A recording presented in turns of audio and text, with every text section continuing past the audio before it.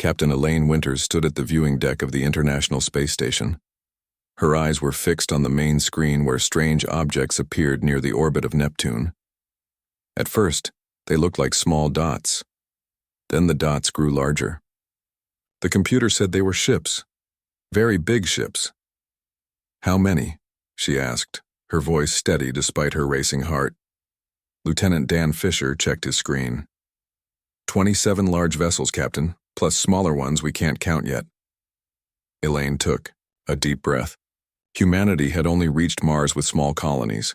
They had built research bases on the moons of Jupiter. But they had never met aliens before, and they had certainly never seen ships of this size. "Send the message again," she ordered. The same message had been playing on all channels for the past 6 hours. A simple greeting. A request for peaceful contact. "Still no answer, Captain," Dan said. The ships moved closer. They weren't heading toward Earth. Instead, they stopped near the orbit of Jupiter. They seemed to be forming a line, as if waiting for something. 3 days later, Commander Alan Porter prepared for first contact. He had been chosen to lead the mission because of his calm nature and his work in world peace talks. Now he would try to make peace with beings from another world.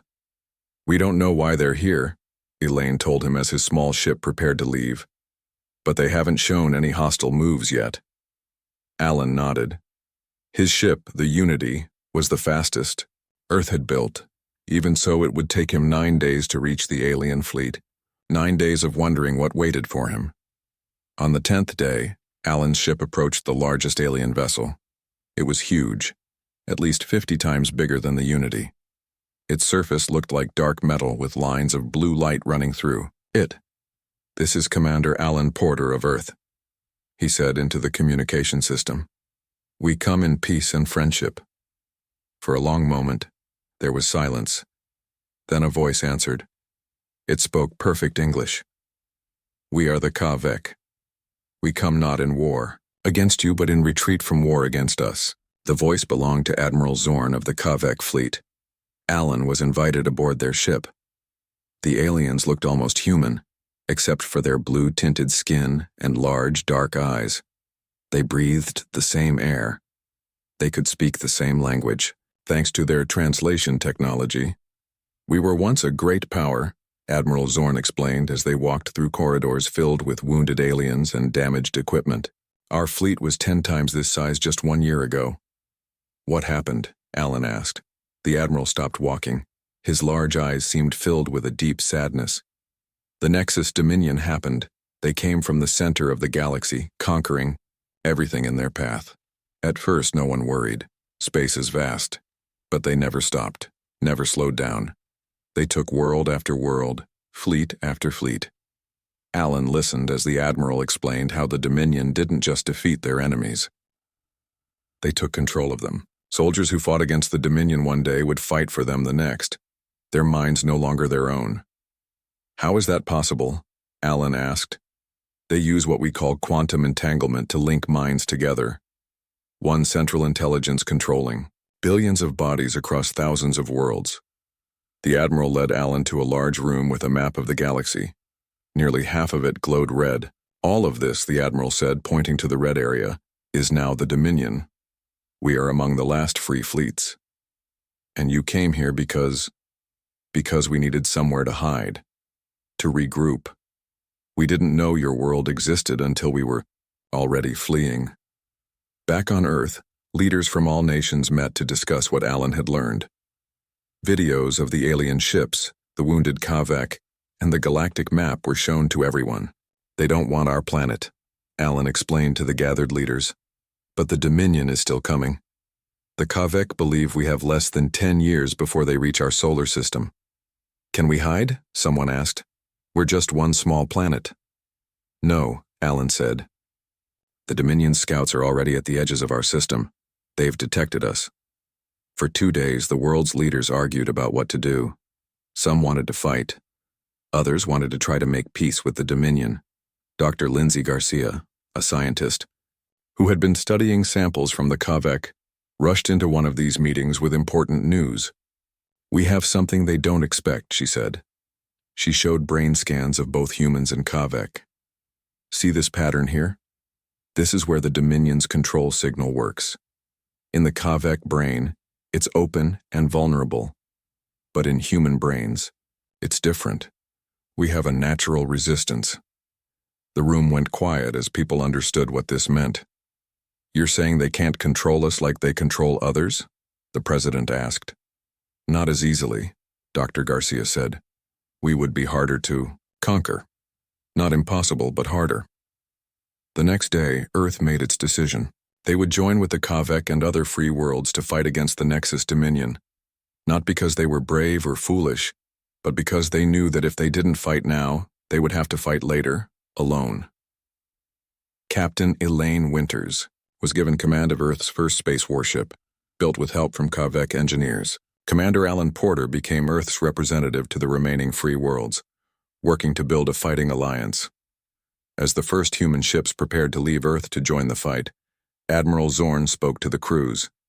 You join a war that has already seen many defeats and few victories, he said. But you bring something we haven't had in a long time. Hope. Your minds are resistant to their control. Your thinking is different from ours. Perhaps together we can find a way to win. 6 months later, the first battle involving human ships took place near a small moon in a distant star system. 3 Earth ships fought alongside Kavek vessels against Dominion scouts. 2 of the Earth ships were destroyed, but they managed to drive back the Dominion forces. It was a small victory, but an important one. Word spread through the free worlds. Humans could fight the Dominion and win. But even as they celebrated this small success, reports came in of more Dominion fleets, moving toward the free territories. The real war was just beginning. On Earth, factories that once built cars now built spacecraft parts. Scientists who once competed against each other now worked together to develop new weapons and defenses. For the first time in history, all of humanity stood united against a common threat. The Galactic War had begun, and humanity was right in the middle of it. 5 years passed since Earth joined the war against the Nexus Dominion. What had begun with hope now felt like a slow defeat. The Galactic Alliance, formed by 23 free species including humans, was losing ground every month. Major Frank Doyle looked out the window of his ship, the Vanguard. His face showed the tiredness of someone who hadn't slept well in days. The ship floated in the darkness near Proxima Centauri, the star closest to Earth's sun. Ahead of them was the largest fleet of Dominion ships they had seen yet. They have us outnumbered 6-1, his second-in-command, Lisa Young, said. She pointed to the screen showing red dots for enemy ships. Frank nodded. But they don't know we're here. The Vanguard and its sister ships had a new technology. Stealth fields. They bent light around the ships, making them nearly invisible. It was the newest human contribution to the war effort. All ships, prepare to attack, Frank said into his communication device. Remember the plan. Hit their command ships first, then run. 20 human ships moved silently toward the much larger Dominion fleet. They got close, closer than any Alliance ships had managed before. Then, all at once, they fired their weapons. 3 large Dominion ships exploded before they even knew they were under attack. The human fleet fired again, destroying 5 more ships. Then, as planned, they turned and ran at full speed. It was the first major victory for the Alliance in almost a year. The news spread quickly through Alliance territory. On Earth, people celebrated, but those who were fighting knew better. One victory was not enough to change the course of the war.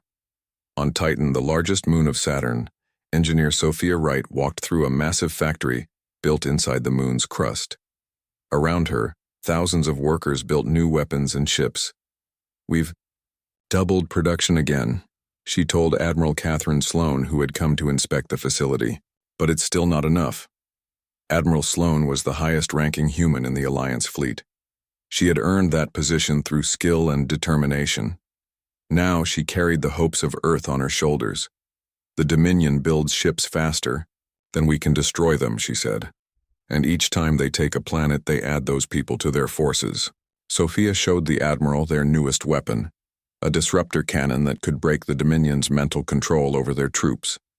It worked sometimes, freeing the minds of those who had been taken. But it didn't work often enough, and its range was too short. If we could make it stronger, Sophia began. An alarm cut her off. Red lights flashed throughout the facility. A voice came over the speakers. Emergency alert. Kepler 442b has fallen. Alliance headquarters is under attack. Kepler 442b was where the Alliance leadership met. It was supposed to be a secret, safe location. If it had been found, there was a traitor somewhere in the Alliance. Admiral Sloane rushed to her ship. By the time she arrived at Kepler 442b 3 days later, it was too late. The Dominion had destroyed the headquarters. Only a few ships had escaped. How did they know? Asked General Vero, a Kavek commander whose arm was badly wounded. Someone told them, Admiral Sloane said. Or something. The truth was worse than they imagined. A week later, news arrived that the Arcturian fleet, their largest ally, had surrendered. The mighty ships that had once protected the Outer Rim were now part of the Dominion forces. The Orion Defense Line, a network of battle stations built by 6 different species working together, fell next. It had been the strongest point in the Alliance defense. Now it was gone. Commander Alan Porter, who had first met the Kavek years ago, gathered information from across the galaxy. He had built a network of spies and messengers. The news they brought was all bad. The Cygnus base is gone, he told Admiral Sloane at their secure meeting place on Mars. It was our last hidden command center. How? She asked. 3 ships from our own fleet attacked it. Their crews had been compromised. That was the most frightening part of fighting the Dominion. Anyone who was captured could be turned against their friends. A single captured soldier could betray an entire base. Admiral, Sloane called a meeting of all remaining fleet commanders. It was the hardest meeting of her life.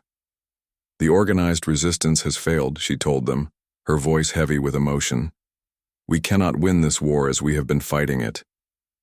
No one argued. They all knew it was true. I am ordering all Alliance forces to scatter, she continued. Go dark, hide. Survive however you can. Fight in small groups, strike and disappear. The time for large battles is over. That night, the remaining Alliance fleet broke apart. Ships went in different directions, many never to see each other again. The organized defense of the free worlds was over. The Galactic Armies had fallen. On Earth, people watched the sky with fear. The defensive fleet above their planet was now much smaller. Many ships had left to fight elsewhere or hide in the outer solar system. Dr. Lindsay Garcia, who had discovered humans' resistance to Dominion control years earlier, worked day and night in her laboratory. She was trying to make that resistance stronger, to find a way to shield other species too. We're still learning how their control works, she told a group of scientists. Each person they add to their network makes it stronger. They don't just control minds, they use those minds, all that brain power working together. Some human colonies on distant planets were abandoned. Others went silent, cutting off communication, to hide from the Dominion. Earth itself prepared for possible invasion. In space, many Kavek ships were destroyed or captured. Their fleet, once so proud, was reduced to a handful of vessels hiding in asteroid fields and nebulas. Yet something unexpected was happening too.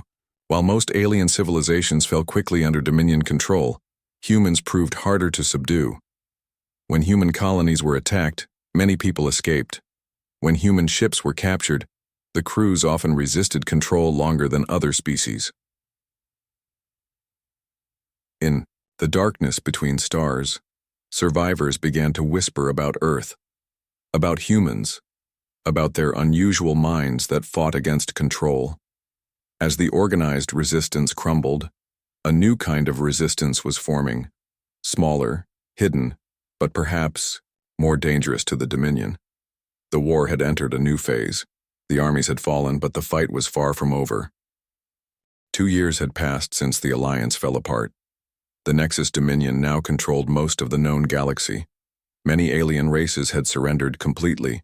Others were conquered, their people now serving the Dominion with empty eyes and no will of their own. But humans had not given up. Kevin Mitchell checked the air filters in his mask before stepping out into the dusty tunnel. Once he had been just a communications officer on a small Earth ship. Now he led one of the largest underground resistance cells in the solar system. "Status report?" he asked, entering the main chamber of their base. The base was hidden deep in an asteroid in the belt between Mars and Jupiter. Around him, 30 people worked at stations built from salvaged equipment. 3 Dominion ships passed through the outer system yesterday, said Olivia Barnes, his second-in-command. They didn't stop. Kevin nodded. That was good news. For now, the Dominion seemed to think that Earth and its colonies were under control. The truth was very different. The supply run to Mars went well, Olivia continued. Our people there are setting up the new transmitter. And we got a message from the Wraith. The Wraith was a ghost ship, a human vessel that appeared, attacked Dominion targets, and vanished before they could respond. Its commander, Lieutenant Maria Delgado, had become a legend among both humans and the remaining free aliens. What did she say? Kevin asked. She found something big. She's coming here to tell us in person. 3 days later, Maria arrived in a small shuttle. Her actual ship, the Wraith, was hidden elsewhere. She never risked bringing it close to any base. The Dominion is building something massive near the galactic core, she told Kevin and his leadership team. She showed them images taken from a dangerous scouting mission. It's some kind of quantum amplification array. Dr. Lindsay Garcia, who now worked from a hidden lab beneath the ruins of Chicago, studied the images with concern. Her hair had turned mostly gray, but her mind was still sharp.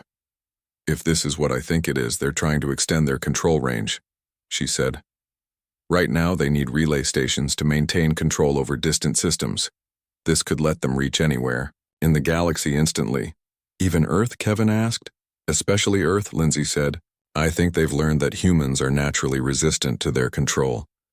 This might be their way to overcome that resistance. The room fell silent. Everyone there knew what was at stake. If the Dominion could fully control humans as they did other species, the resistance would end. How long do we have? Maria asked. Based on the construction progress, maybe 6 months, Lindsay answered. Kevin looked around the room at the tired faces of his team. They had been fighting a hidden war for years with little rest and less hope, but they weren't defeated yet. Then we have 6 months to figure out how to stop it, he said. On Mars, in an underground city that had once been a human colony, Jake Russell met with his most valuable contact. Jake had been a diplomat before the war. Now he ran a network of spies and informants across occupied worlds. The alien sitting across from him looked nervous. It was a Brack, a species known for their technical skills. Like many others, the Brack had been conquered early in the war. My name is Voss, the alien said quietly. I work in maintenance on Dominion ships. I'm not fully under their control. Jake tried to hide his surprise. It was rare to find aliens who could resist Dominion influence at all. How is that possible? He asked. Some of us, we're different. Our brains work differently. Not like yours, humans are unique, but enough that their control isn't complete. There are others like me, not many, but some. This was important news. Jake had suspected there might be aliens who could resist, but this was the first proof. Is that why you came here, to tell me this? Voss shook his head. I came to tell you that there's growing dissent within the Dominion itself. Some of the oldest absorbed species deep in the network. They're starting to break free. The system is showing cracks. Jake leaned forward. How? Why now? It's you. Humans. Every time they try to absorb a human into the network, it causes disruptions. Your minds fight back in ways they've never encountered. This matched what Dr. Garcia had theorized. Human brains weren't just resistant. They were actively hostile to Dominion control, like a virus that attacked the system trying to infect it. Across the solar system, other resistance cells were working too. Dr. Garcia had perfected a method to temporarily disrupt Dominion control signals. It couldn't free those already taken, but it could prevent new captures for short periods. The Wraith, under Maria's command, continued its raids. It would appear near Dominion supply ships, attack with quick, precise strikes, and vanish again. The ship had been damaged and repaired so many times that little of its original structure remained. In the asteroid base, Kevin received word from other human cells. There were at least 50 of them now, scattered across 20 star systems. Small but determined, they struck where they could and hid when they had to. "We can't beat them with direct attacks," Kevin told his team during a strategy meeting. "But we can slow them down, disrupt their plans, and maybe find a weakness." The biggest question was what to do about the quantum array being built near the galactic core. If completed, it would mean the end of all resistance. "We need more information," Lindsay said during a secure communication. "I need to know exactly how it works before I can figure out how to stop it." "Getting that close to their central systems would be suicide," Kevin replied. "Maybe not," Maria cut in. Her face on the screen looked thoughtful. "I've been tracking their patrol patterns. There's a way in. It's risky, but possible." Meanwhile, on Earth, people lived under the shadow of Dominion observation posts. The alien ships rarely landed, preferring to monitor from orbit. This gave humans some freedom to move and organize. In what had once been called California, now a partly rebuilt area after limited Dominion bombardment, a young engineer named Sam Wells worked on adapting Dr. Garcia's disruption technology into a weapon. If they could expand its range and power, they might be able to free those under Dominion control instead of just preventing new captures. The resistance had grown stronger over the 2 years since the Alliance fell. While the alien civilizations had mostly surrendered or been absorbed, humanity had gone underground and continued fighting. They were no longer soldiers in a formal war, but something the Dominion had rarely faced before, an insurgency that couldn't be controlled or predicted. And now, with news of the quantum array and signs of weakness in the Dominion network, there was a small glimmer of hope. Maybe, just maybe, the tide could be turned. What had started as a desperate struggle for survival was becoming something more, a real chance to strike back. 10 years had passed since Earth first joined the war against the Nexus Dominion. The galaxy had changed. What once had been hundreds of free civilizations was now mostly under Dominion control. But not Earth. Not yet. Captain Natalie Foster stood on the bridge of the Defiance, Earth's last proper military vessel. The ship had been hidden in the clouds of Neptune for years, coming out only for critical missions. Now it moved quietly through space, following a signal that no human ship had detected before. "Are you sure about this?" asked Ben Hayes, her navigation officer. "It could be a trap." Natalie nodded. "The signal uses old Alliance codes the Dominion never captured. Someone out there wants to be found by us, not them." The signal led them to a small moon orbiting a gas giant in a star system far from any Dominion outposts. As they approached, they detected an underground base built into the moon's surface. "Scan for life forms," Natalie ordered. "I'm picking up several different species," Ben replied, looking surprised. "But no Dominion energy patterns." Carefully, the Defiance landed near the base entrance. Natalie led a small team inside, weapons ready. What they found changed everything. 7 alien scientists, each from a different species, had been working together in secret for years. Their leader, a tall, blue-skinned female named Izai, welcomed the humans. "We've been hoping someone would find us," she said. "We have discovered something important about the Dominion in their hidden lab." The scientists revealed what they had learned. The Nexus Dominion wasn't really an empire in the normal sense. It was a hive mind, an ancient intelligence that had evolved the ability to connect with and control other consciousnesses. It began on a single world millions of years ago, Izai explained. A species evolved to share thoughts between individuals. Over time, they developed technology to extend this connection. Eventually, one central mind emerged, controlling all others. And it kept growing, another scientist added. It wasn't satisfied with just its own kind. It wanted to add more minds, more knowledge, more awareness. "So it's not really conquering," Natalie said, understanding now. "It's consuming." "Yes," Izai nodded. Its purpose is unity through absolute control. It believes this is the natural endpoint of all intelligent life, to become one shared consciousness. The scientists explained that human resistance wasn't just physical or technological. Human consciousness itself was structured differently from most other species in the galaxy. This made complete integration into the Dominion network difficult, sometimes impossible. This is why the Dominion fears humans more than any other species, Izai said. You cannot be fully controlled. And worse, your minds actively fight back, creating disruptions in their network. But the most important revelation was that the scientists had developed a weapon, the Singularity Protocol. It could target the Dominion's central mind, not to destroy it, but to break its control over the trillions of captured consciousnesses.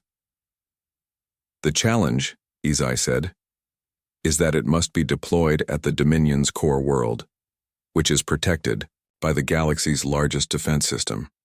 Natalie brought this information back to Earth, where the resistance leaders met in their hidden base beneath Chicago. Kevin Mitchell, now older with gray in his beard, studied the plans for the Singularity Protocol. If this works, we could free everyone under Dominion control, he said.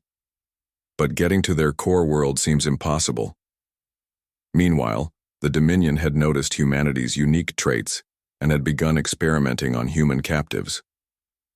On Europa, Jupiter's ice moon, they had built a research facility where captured humans were studied and tested.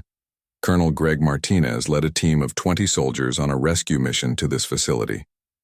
Using Dr. Garcia's disruption technology and the Wraith's stealth systems, they managed to infiltrate the base. Remember, quick and quiet, Greg told his team as they moved through the facility's corridors. Find the prisoners and get out. Inside, they discovered hundreds of human test subjects. Among them was Dr. William Harper, a neurobiologist who had been captured during the fall of Mars 2 years earlier. They've been studying our brains, he told Greg as they escaped. They're trying to understand why we can resist them. The rescue team fought their way out, losing 5 soldiers but freeing all the prisoners. As they escaped on their ships, the Dominion facility exploded behind them, the result of charges they had placed. Back on Earth, Dr. Harper shared what he had learned while captive. The Dominion was facing problems it had never encountered before. Its attempts to integrate humans into the network had created unexpected weaknesses, like digital antibodies corrupting the system. Their control is showing signs of strain across all their territory, Dr. Harper explained to the resistance leaders. The more humans they try to absorb, the more disruptions occur, and it's starting to affect their control over other species, too. Across the settled worlds, there were reports of Dominion ships acting strangely. Sometimes they would stop responding to commands. Other times, entire outposts would go offline for hours. It's like a virus in their system, Dr. Garcia said, and we're the virus. The news brought hope, but time was running out. The quantum amplification array near the galactic core was almost complete. Once activated, it would strengthen the Dominion's control signal enough to overcome even human resistance. Then, after years in hiding, Admiral Catherine Sloan reappeared. She had been traveling secretly from system to system, gathering information and making contacts. Now she returned with a bold plan. We can't beat them with force, she told the assembled resistance leaders. But we can use their own network against them. Her plan was daring. The remaining human fleet would launch an all-out attack on Dominion outposts in the Sol system. Not to win, but to create a distraction. Meanwhile, a small team on the Defiance would use stolen Dominion jump technology to travel directly to the galactic core. There they would deploy the Singularity Protocol at the heart of the Dominion's central mind. This is a one-way mission, Admiral Sloan said honestly. The team that goes probably won't come back. Despite this warning, volunteers stepped forward. Captain Foster would command the Defiance. Dr. Garcia would go to operate her disruption technology. Dr. Harper would use his knowledge of Dominion biology. And Kevin Mitchell would lead the tactical team. As preparations began, word spread among the resistance. After 10 years of hiding and fighting from the shadows, they were planning one final desperate mission. Success would mean freedom for countless enslaved beings across the galaxy. Failure would mean the end of all resistance. The Defiance was modified with stolen Dominion technology. The attack fleet was gathered from hidden bases across the solar system. The Singularity Protocol was loaded onto secure data cores. The time had come to strike back. The day of the final mission arrived. On Earth and its colonies, people went about their daily lives unaware that everything might change soon. Only those in the Resistance knew what was about to happen. Admiral Catherine Sloan stood on the bridge of her command ship, looking at the small fleet gathered around her. 87 ships in total, all that remained of Earth's once mighty defense force. Some were military vessels, others were civilian ships fitted with weapons. All were crewed by volunteers who knew the risks. "Begin the attack," she ordered. Across the solar system, human ships appeared from their hiding places. They struck at Dominion outposts on Mars, Europa, and Titan. They attacked monitoring stations orbiting Earth. They hit supply ships and communication relays. The Dominion responded exactly as Admiral Sloan had predicted. Their ships, which had been scattered throughout the system, began to gather. They moved to defend their key installations. Their attention was fully focused on crushing this sudden human rebellion. None of them noticed a single ship, the Defiance, slipping away from the battle. Captain Natalie Foster felt the ship shudder as its engines powered up to full capacity. The Defiance had been modified with stolen Dominion jump technology. It would allow them to travel directly to the galactic core, a journey that would normally take years. "Jump systems ready," Ben Hayes reported from his station. Natalie looked around at her crew. Dr. Lindsay Garcia, now in her 60s but still sharp-minded. Dr. William Harper, who had learned the Dominion's secrets while captive. Kevin Mitchell, leader of the Resistance, now serving as tactical officer, and 20 other brave men and women who had volunteered for this likely one-way trip. "Take us to the core," Natalie ordered. The ship vanished in a flash of blue light. For a moment, everything seemed to stretch and compress at the same time. Then they reappeared in a place no human had ever seen, the very center of the galaxy. Before them was a massive structure surrounding an artificial star. It was the Dyson Sphere, home of the Dominion's central mind. Millions of ships moved around it like blood cells in a giant organism. "Stealth systems active," Kevin reported. "They haven't detected us yet." The plan was simple but dangerous. Using their natural resistance to the Dominion's control signals, the team would infiltrate the central processing hub. There, they would deploy the Singularity Protocol, breaking the central mind's control over trillions of enslaved beings across the galaxy. "We need to find an access point," Natalie said, studying the sphere's structure. Dr. Harper pointed to an area where ships were entering and leaving. "There. It's a maintenance dock, less security than the main entrances." The Defiance moved carefully toward the dock, using its stealth technology to avoid detection. Once inside, a small team prepared to leave the ship. Natalie would lead them, along with Kevin, Dr. Garcia, and Dr. Harper. "If we're not back in 6 hours," Natalie told Ben, "take the ship and try to get home." Ben nodded, though everyone knew escape would be nearly impossible if the mission failed. The team moved through the massive structure, avoiding Dominion drones and controlled beings from dozens of species. Dr. Garcia's disruption technology helped keep them hidden from the Dominion's awareness. "It's beautiful in a terrible way," Dr. Harper whispered as they passed through a vast chamber filled with glowing connections. "All these minds linked together." "Forced together," Kevin corrected. "There's nothing beautiful about slavery." Finally, they reached the central processing hub. It was a spherical room at the very heart of the structure. In the center floated what looked like a small sun, a ball of pure energy and light. "The central mind," Dr. Harper said. "Not a being anymore, but pure consciousness." As they watched, they realized something shocking. The central mind wasn't just controlling the trillions of beings connected to it. It was using them, using their brains, their thoughts, their memories. All those minds working together, solving problems, processing information. "It's not just control," Dr. Garcia said with horror. "It's Consumption, Dr. Harper nodded. And the worst part? All those beings are still conscious. They're aware of what's happening but unable to break free. Kevin set up the device containing the Singularity Protocol. Then let's free them. Suddenly, a voice spoke in their minds. It wasn't words exactly, but they all understood it. You cannot stop unity. Unity is inevitable. All will be one. The central mind had detected them. Around them, doors opened and controlled beings began to enter the chamber.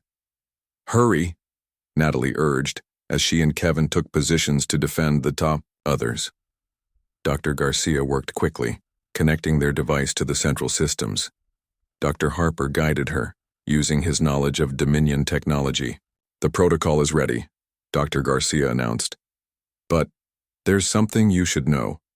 This won't destroy the central mind. It will free the others, but the original consciousness will remain. Will it still be dangerous? Kevin asked, firing at approaching drones. Yes, but weakened. It will take centuries for it to build its network again. Natalie made the decision. Do it. Dr. Garcia activated the Singularity Protocol. The small device sent a pulse of energy into the central mind. For a moment, nothing happened. Then the ball of light began to pulse and flicker. Throughout the galaxy, on thousands of worlds, beings suddenly stopped what they were doing. The empty look in their eyes faded. They looked around in confusion, then understanding. They were free. On the Dyson sphere, the controlled beings entering the chamber suddenly fell to their knees. When they stood again, they were themselves. Once more. You've done something impossible, one of them, a tall green-skinned being, said to the humans. You've broken the chain. Back in the Sol system, the battle had been going badly for the human fleet. More than half of Admiral Sloane's ships had been destroyed. Then suddenly, the Dominion vessels stopped firing. They drifted in space, powerless. On board these ships, the crews, beings from dozens of different species who had been under control for years, awoke to freedom. Admiral Sloane watched, in amazement as former enemies sent messages of confusion, then gratitude. At the galactic core, the team from the Defiance made their way back to their ship. Around them, the massive structure was changing. The beings who had been slaves were now free to leave. We need to go, Kevin urged. The central mind is weakened but not gone. It's still dangerous. They returned to their ship and jumped away. From the core, back toward Earth. Behind them, the Dyson sphere began to break apart as its former slaves abandoned it. Across the galaxy, worlds that had been under Dominion control for centuries were suddenly free.